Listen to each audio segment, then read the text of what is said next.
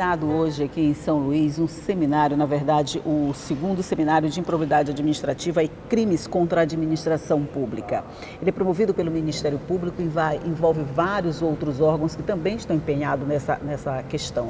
E é sobre isso que nós vamos conversar no programa de hoje. E quem vai me dar todas as informações sobre o que vai ser discutido dentro desse seminário é o promotor de justiça e coordenador do CAOP, Cláudio Rebelo. Bom dia. Bom dia. Seja muito bem-vindo ao nosso programa. Muito obrigado.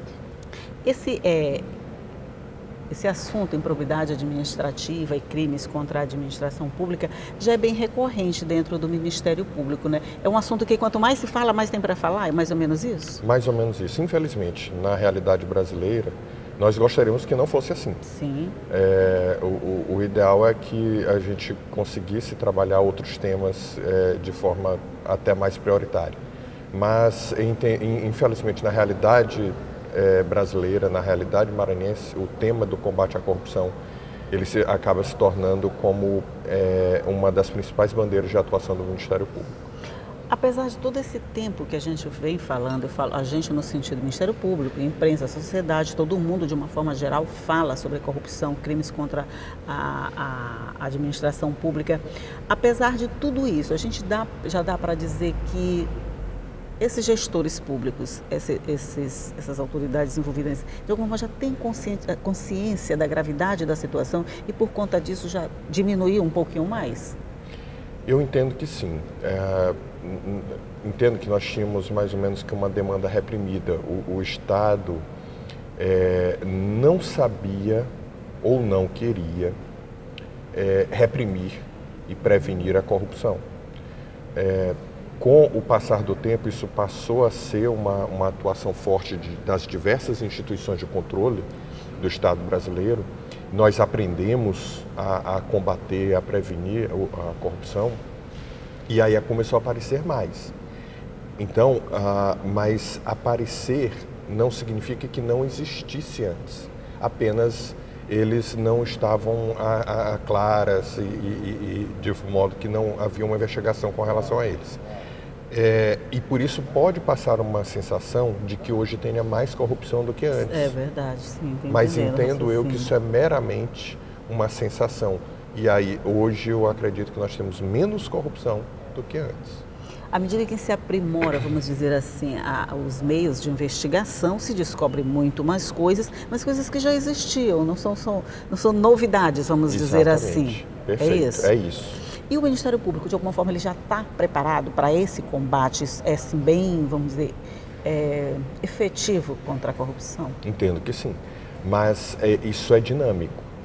Então, o aprendizado, a preparação, ela tem que ser permanente.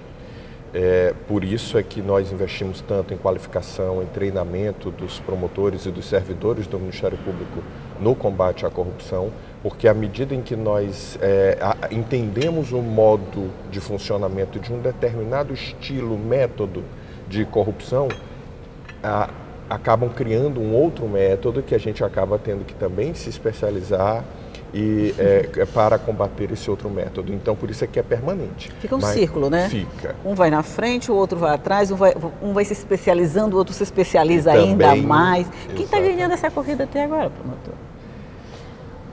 É difícil ter uma afirmação, mas eu acredito que a gente, como eu disse no início, eu acho que nós aprendemos a prevenir e a combater corrupção.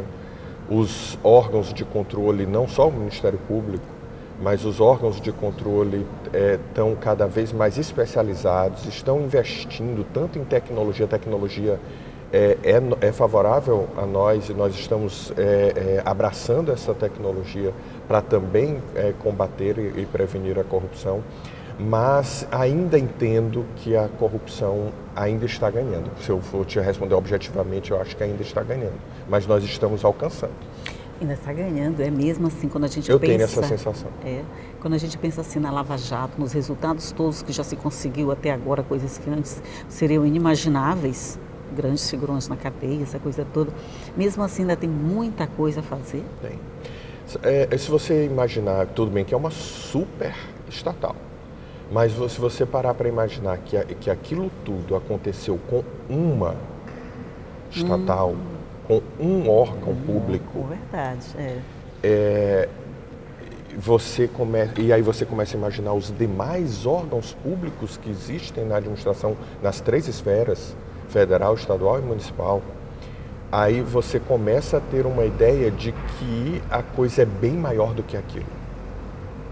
É verdade, olha esse raciocínio, se você pensar que você está falando, é porque a gente está tão envolvido com o assunto de falar só daquela que a gente acaba pensando, é só lá que existiu, né? Mas não é bem assim não, né? Não é bem bom a assim. gente nem imaginar isso, viu? Porque senão a gente vai chegar num nível de absurdo tão grande. Mas é interessante a gente começar a raciocinar para poder, inclusive, cobrar as instituições. Não, falei, não pensar assim, a gente pensar que é bem maior do que está acontecendo. Dá uma angústia, né? Dá uma angústia, uma sensação de impotência, de impunidade, e a gente fica se sentindo bem pequeno no meio dessa situação toda. Mas sobre isso nós vamos falar no próximo bloco, fazer um rápido intervalinho aqui na nossa conversa, e a gente vai voltar logo. Me espera que eu volto já.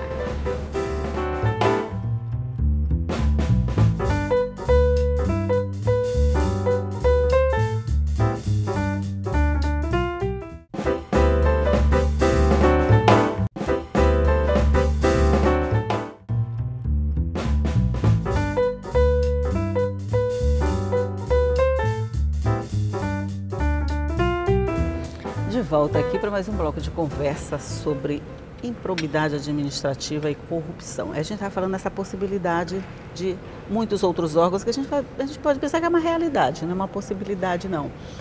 A partir disso, existe essa, agora sim, possibilidade de investigação em outros órgãos e outras esferas? Permanente. Assim, os órgãos de controle, dentre eles o Ministério Público, nós atuamos em duas formas de agir no que se refere ao combate à corrupção. Uma, por demanda, ou seja, recebemos uma provocação, alguém traz uma notícia de que houve ou que possivelmente há desvio de verba em tal local. Sim. Aí nós vamos atrás de investigar aquilo. Então, por demanda é uma forma. A outra forma nós escolhemos áreas prioritárias para agir. Tá? Por exemplo, o Ministério Público do Maranhão está com um projeto que já tem 1 ano, 2 anos na verdade já, que são a estruturação dos portais de transparência. É prevenção, isso é prevenção da corrupção. Porque à medida que o administrador disponibiliza ao administrado, à sociedade, como ele está aplicando recursos, ele vai se inibir. Sim, claro. E por outro lado, quando não se inibe, mesmo que ele pratique, mas ele está publicando, a sociedade está cada vez mais aliada. Então, existem tanto instituições não governamentais mais organizadas, quanto o cidadão, em casa mesmo, vai e começa a verificar a forma de aplicação do recurso público e descobre irregularidades. Então, a outra forma de agir é a que nós atuamos em determinada área em bloco. A sociedade, de repente a gente vai lá no portal da transparência, começa a olhar, começa a descobrir coisinhas, mas a sociedade ela já tem essa conscientização, ela está preparada, ela está desempenhando esse papel de uma fiscalização a mais, de um olho a mais dentro desse trabalho? Sem dúvida. Talvez ainda esteja faltando aumentar o número de pessoas envolvidas nisso, mas no geral a sociedade já tem uma sensação de que é preciso fiscalizar a aplicação dos recursos públicos. Então, nós temos em diversos municípios a atuação nisso. E, inclusive, por esse motivo, alguns órgãos de controle, a CGU, por exemplo, tem um programa bem interessante que é de qualificação da sociedade. Vai aos municípios, reúne aqueles interessados e vai ensiná-los a como fiscalizar a aplicação dos recursos públicos. Isso é interessante. O Ministério Público do Maranhão, nós temos um programa institucional também muito parecido com este, tá? Que é uma forma da gente estar tanto estimulando, quanto até mesmo qualificando a sociedade para fazer esse trabalho. É bem recebida essas iniciativas, assim, seja do Ministério Público, seja da CGU, é bem recebida pela população, como você diz, nós vamos aprender a fiscalizar o que é nosso para ver a boa aplicação? Muito bem recebida, porque assim, se nós pararmos para pensar que a sociedade nós vivemos uma democracia participativa, não é meramente representativa. Então, não cabe ao cidadão apenas eleger e escolher seus representantes, pronto, lava as mãos. Não. A sociedade ela tem que participar da gestão pública, por isso tem os orçamentos participativos, para escolher onde ela quer aplicar os recursos. Existe os conselhos municipais, ou estaduais, ou federais, que é o controle externo da atividade, por exemplo, na área de merenda escolar. Tem lá no município um conselho municipal de merenda escolar, formado paritariamente com membros da sociedade, inclusive. Você imaginou se não tivesse esse conselho? Porque mesmo assim a gente ainda vê esses absurdos todos, principalmente na alimentação escolar. Formalmente ele tem, em todos os municípios. Mas em alguns municípios, concordo contigo, meramente formal. Mas só o fato dele já existir, e tanto que é uma forma de atuação nossa, né? É provocar esses conselhos para que eles exerçam a sua real função.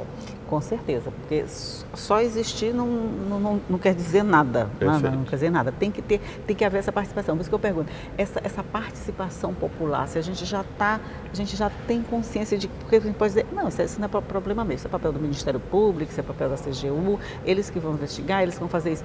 A gente tem que se conscientizar que isso também é nosso. Temos. E eu acho que essa é uma batalha que ainda precisa ser bem explorada, porque quando a gente tomar consciência vai ficar mais fácil, né? É dois olhos em cada lugar. Isso. Mas vocês trabalham com essa expectativa de que a gente chegue pelo menos a médio prazo, curto não diria, mas a médio prazo num resultado mais positivo dessa participação popular? Trabalhamos porque primeiro a gente percebe, a gente tem ali, o Ministério Público ele é muito capilarizado, né? Então ele está em vários locais. Então nós sim temos essa sensação ali direta da sociedade. Então, segundo, essa qualificação que nós estamos fazendo, estimulando a sociedade, isso é muito bem recebido. Não há crítica a esse trabalho. E a adesão ainda é pequena, mas os poucos que aderem é de forma qualificada. Então, isso nos dá uma expectativa boa de que em médio e longo prazo a sociedade vai estar totalmente integrada a esse projeto. Pois é, aí com relação, você detecta as irregularidades, você identifica os gestores responsáveis por essas irregularidades, mas a gente pensa assim, você vai dar em quê? Eu sempre penso, gente rica não vai para a cadeia, gente importante não fica na cadeia. Esses resultados que é conseguido até agora com essas punições, de alguma forma, é o que a gente espera? Quer dizer, eles estão sendo realmente punidos ou eles estão pagando essas penalidades por conta dessas irregularidades cometidas?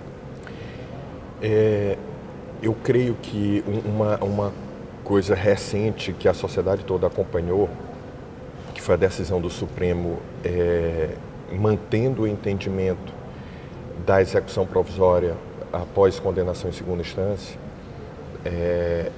isso vai ter um impacto imenso para diminuir a sensação de impunidade.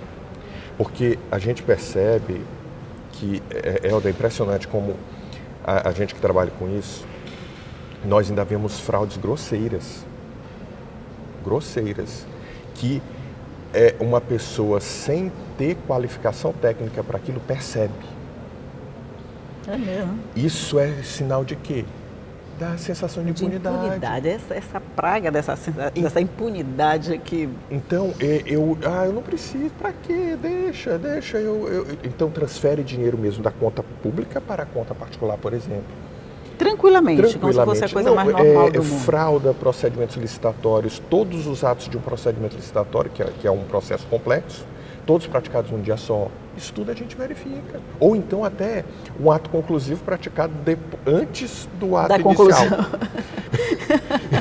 Então, essas fraudes grosseiras que parecem assim bizarro, existem. Pois então nós vamos falar já sobre essas grosserias no próximo bloco. De novo, faço um intervalo e volto logo, só um minuto.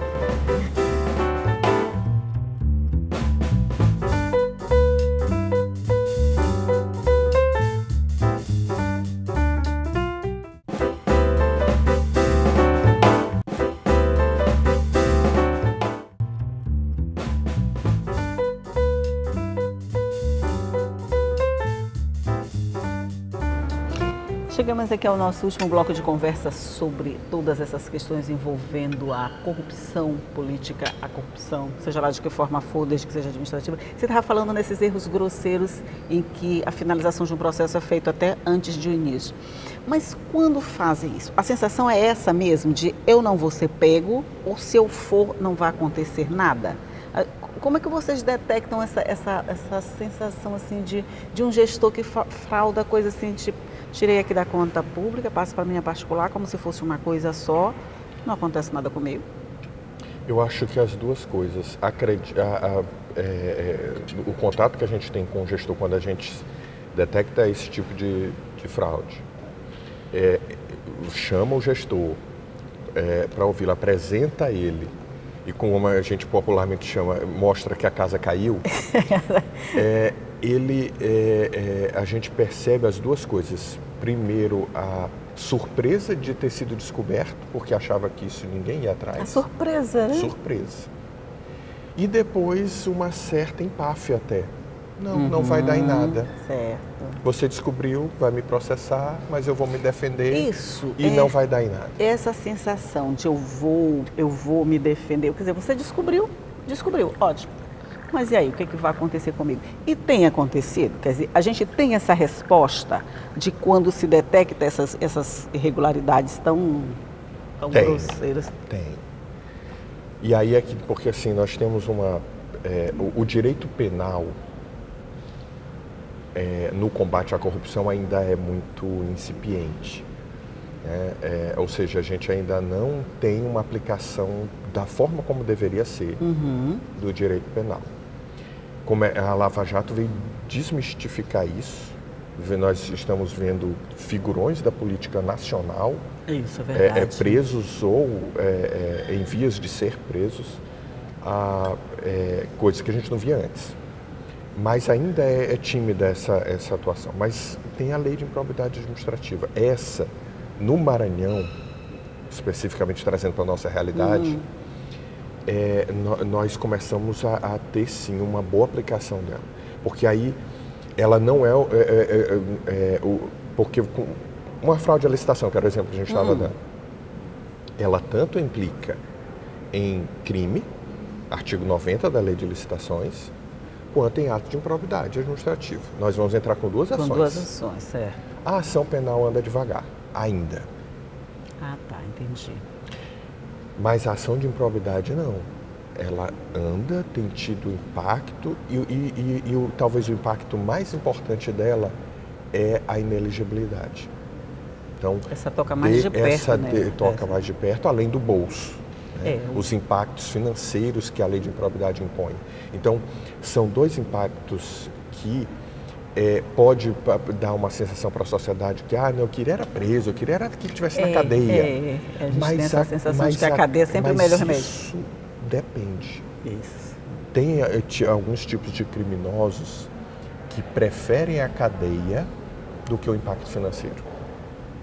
É mesmo, né? O bolso é a parte mais sensível do corpo, normalmente mesmo, né? A nossa realidade, promotor, quer dizer, a gente tem muitos exemplos. Agora pode tomar que tá quente, estava frio já, né? E muito gostoso. A nossa realidade aqui no Maranhão, como você falou, a gente ainda tem muitos exemplos dessa empáfia, eu sou pego, mas eu não tenho, acontece nada comigo, ou até muitos casos onde vocês detectam essas irregularidades? Ainda temos, mas também temos a sensação, por enquanto só sensação, de que isso está diminuindo. Eu ainda não posso te trazer um número estatístico que demonstre isso, mas nós que operamos, trabalhamos com isso, e nós temos, por exemplo, a rede de controle, que congrega diversas instituições, é uníssono na rede de controle essa sensação. Então, por isso é que eu acho que isso está diminuindo, sim, a sensação de impunidade está diminuindo. Será que dá para a gente já notar nessas próximas eleições o resultado de todo esse trabalho? Quer dizer, um eleitorado mais consciente, mais que sabe mais das prerrogativas de um gestor, que vai saber escolher gestor. Você tem essa esperança? Tenho. Eu tenho também, né? Mas isso tem. Eu tenho a esperança. Lógico que a gente fica com um pezinho aqui e outro ali, né? Pois é esperança, mas não é expectativa. A esperança nós temos de que isso venha a mudar. Inclusive, assim, a sociedade brasileira e a maranhense, mais ainda, nós estamos num estado pobre, num estado de nível de educação ainda é pequeno, e, consequentemente, a democracia digital ainda não é uma realidade plena no nosso estado.